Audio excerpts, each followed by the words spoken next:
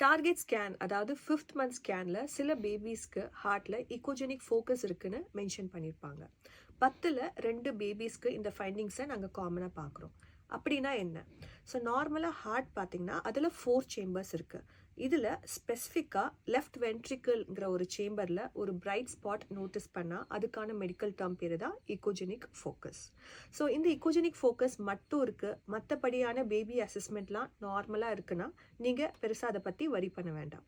ஆனால் இந்த மாதிரி ஒரு ஃபைண்டிங் இருக்கும் போது நாங்கள் ஃபீட்டல் மெடிசன் ஸ்பெஷலிஸ்டோட ஒப்பீனியன் எடுத்துப்போம். ஸோ பேபியோட கம்ப்ளீட் அசஸ்மெண்ட்டுக்காக.